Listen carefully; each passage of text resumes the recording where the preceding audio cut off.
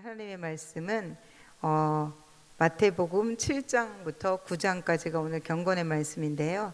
네, 이제 이 말씀을 토대로 하나님께서 우리에게 주신 말씀들을 나눠보는 시간을 갖도록 하겠습니다. 이제 구약에서 신약으로 넘어갔죠. 그래서 저는 이제 신약을 보면서 좀 궁금한 점이 생겼어요. 유대의 왕의 대가 어디까지일까라는 그런 궁금증을 가지고 제가 이제 부목사님께도 여쭤봤고 여러 가지 주석을 이렇게 참고하면서 볼 때 마태복음 1장 15절부터 16절에 보면 요셉의 아버지가 야곱인데 유다 다윗의 왕가의 형통을 타고 그렇게 이제 예수님께서 이 땅에 오셨다라는 그 부분을 갖고 제가 궁금했었어요. 그런데 이 주석가가 그렇게 설명을 해뒀더라고요. 유다가 바벨론에 의해서 멸망당하는 그 순간 유다 왕의 계보는 끝이 났다고. 그리고 이제 계속해서 왕의 계보가 이어지는데 그렇게 해서 누가 그 혈통을 타고 태어나게 되냐면 다윗의 혈통을 타고 예수님께서 태어나게 되는 건데 하나님이 다윗에게 약속했던 그 약속을 이루어 주셨던 것입니다. 이제 그래서 그게 어떻게 인간이 세운 왕조는 끝이 나는 거예요. 그리고 다 몰락하고 하나님께서 세우신 새로운 왕조가 시작이 되는 것입니다. 저는 이 말씀을 보면서 인간이 세운 왕조가 끝이 났기 때문에 하나님이 세우신 왕조가 새롭게 시작되는 거다라는 생각을 가지면서 죽어야 완전히 몰락한 유대 민족들에게 그 몰락한 것이 오히려 희망이 됐다라고 생각했습니다. 죽지 않으면, 몰락하지 않으면 새로운 탄생이 일어나지 않습니다. 새로운 왕의 통치가 이스라엘뿐만 아니라 전 인류에게 일어났습니다. 그럼 예수님께서 어떤 사역을 하셨을까요? 이제 오늘의 7장부터 9장까지의 말씀을 통해서 예수님은 어떤 일을 하셨는지를 살펴보도록 하겠습니다. 우선 7장 말씀을 계속해서 읽어가다 보면 왕 대신 하나님 자신이 인간의 몸을 입고 이 세상에 태어나셨어요. 그래서 사람들을 향해서 지금 말씀하고 계십니다. 지금 이 말씀을 듣고 있는 사람들은 그가 하나님, 바로 메시아 자신이라는 것을 잘 모르고 말씀을 듣고 있습니다. 그런데 이상하다는 걸 느낍니다.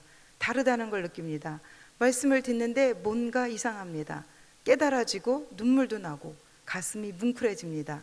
그리고 자신이 잘못된 것들을 느끼며 흐느껴 우는 사람도 생깁니다. 예수님의 말씀을 들으면서 사람들의 마음이 감동하고 있다는 증거가 다음 장에서 이어집니다. 산에서 내려오자마자 사람들이 예수님을 따라다니기 시작합니다. 그래서 첫 번째 나병 환자를 먼저 고쳐주십니다. 이어서 가버나움에 사는 백부장의 하인이 죽게 되었다고 하면서 예수님께 나와서 고쳐달라고 합니다. 이 백부장은 예수님께 엄청 칭찬을 듣게 됩니다. 이스라엘 중 아무에게도 이만한 믿음을 보지 못했다라는 그런 칭찬을 듣게 돼요. 그러면 저는 상상을 해봤어요. 묵상을 해봤어요. 이 백부장이 원래 이런 사람이었을까?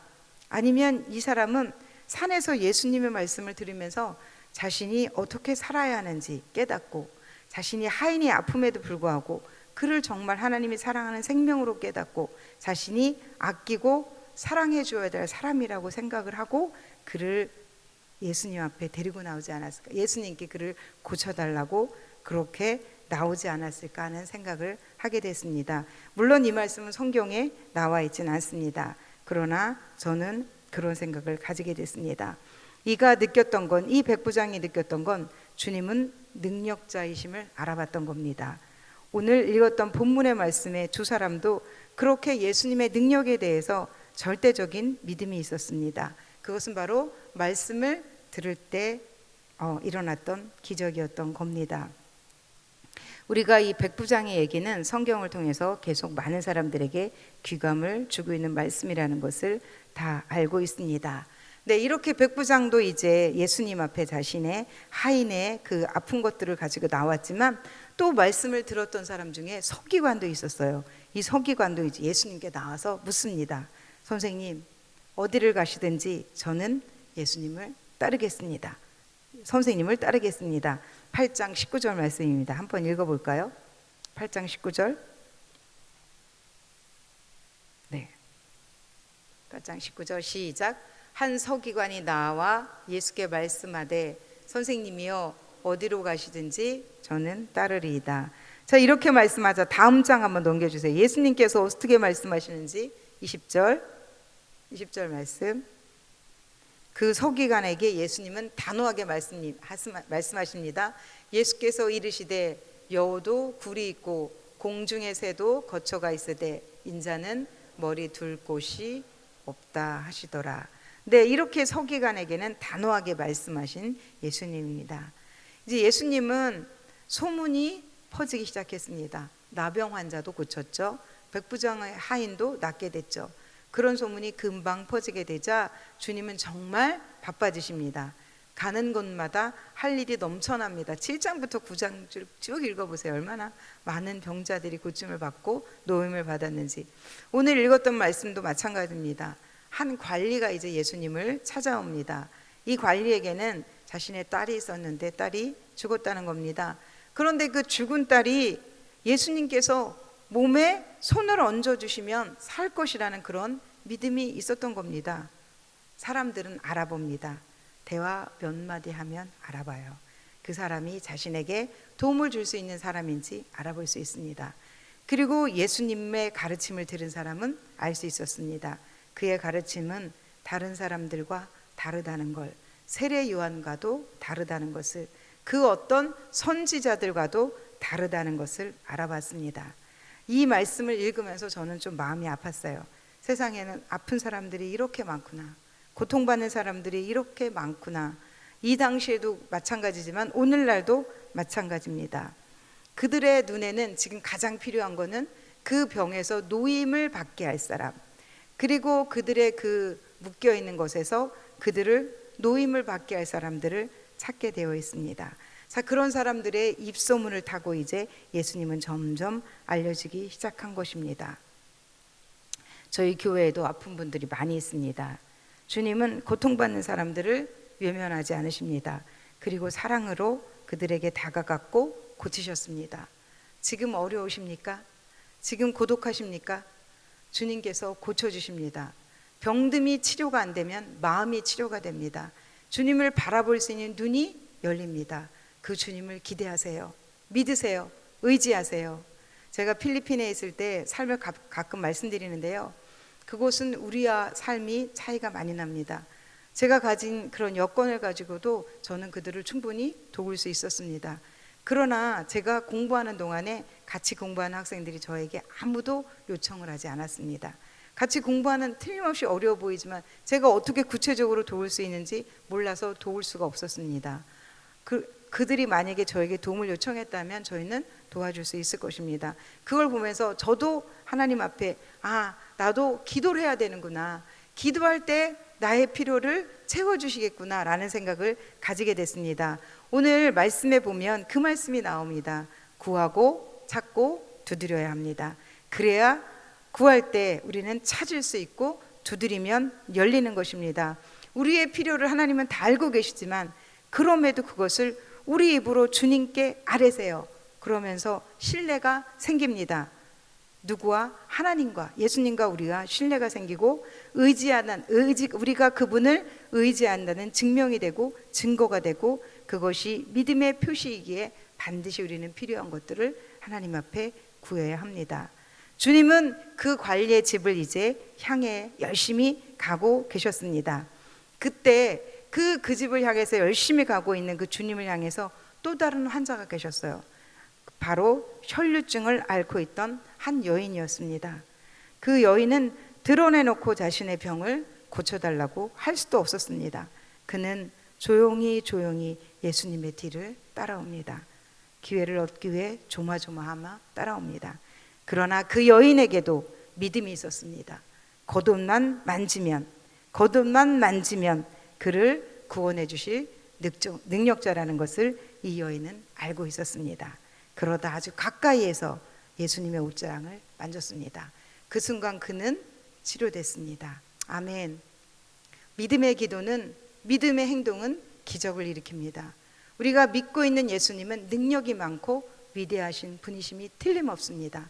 그 예수님을 기대하고 의지하고 그 소망하는 나와 우리 모든 성도님들이 되셨으면 좋겠습니다. 오늘 말씀을 통해서 하나님은 어떤 분이신지 찾아봤습니다.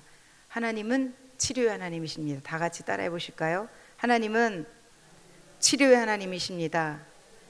하나님은 치료의 하나님이십니다. 병든 사람을 낫게 하십니다.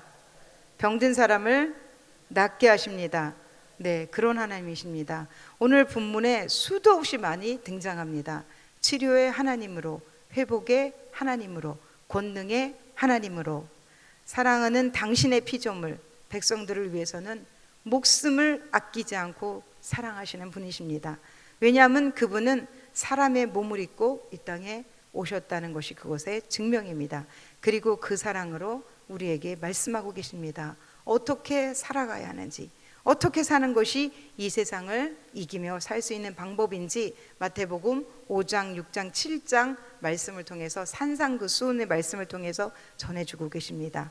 오늘 저에게 주시는 교훈입니다. 마태복음 7장 4절에서부터 6절 말씀을 같이 읽어보도록 하겠습니다. 마태복음 7장 4절로 6절 말씀입니다. 시작. 보라, 내 눈 속에 들보가 있는데 어찌하여 형제에게 말하기를 나로 내 눈 속에 있는 티를 빼게 하라 하겠느냐. 외식하는 자여, 먼저 내 눈 속에서 들보를 빼어라. 그 후에야 밝히 보고 형제의 눈 속에서 티를 빼리라. 거룩한 것을 개에게 주지 말며 너희 진주를 돼지 앞에 던지지 말라. 그들이 그것을 발로 밟고 돌이켜 너희를 찢어 상하게 할까 염려하라. 아멘. 하나님께서 인간의 모습을 입고 친히 말씀하고 계십니다. 듣고 있었던 나, 지금 외식하는 자가 되지 않고 있는지 제 자신을 들여다봅니다. 비판은 그냥 일상처럼 굳어진 우리의 습관입니다. 자녀를 비판하고, 나의 이웃을 비판하고, 나의 남편을 비판하고. 그러나 오늘 말씀에는 그 비판은 그 헤아림으로 나도 헤아림을 받을 것이다 라고 말씀해 주십니다.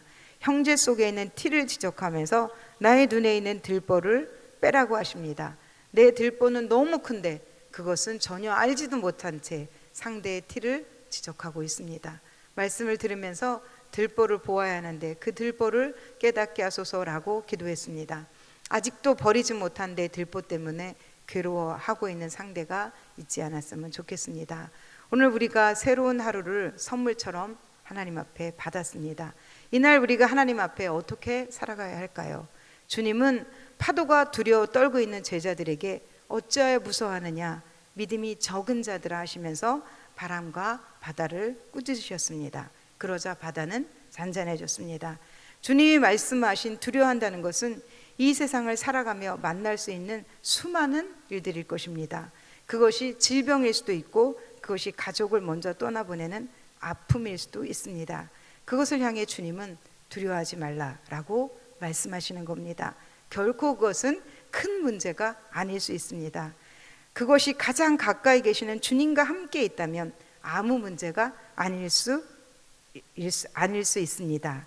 사랑하는 성도님들, 우리 주님과 함께 있기에 모든 걸 다스리고 섭리하시는 그분께 모든 걸 맡기고 의지하고 오늘도 승리하는 한날이 되시기를 예수님의 이름으로 기도드리겠습니다. 아멘. 기도하겠습니다. 사랑에 충만하신 하나님 아버지,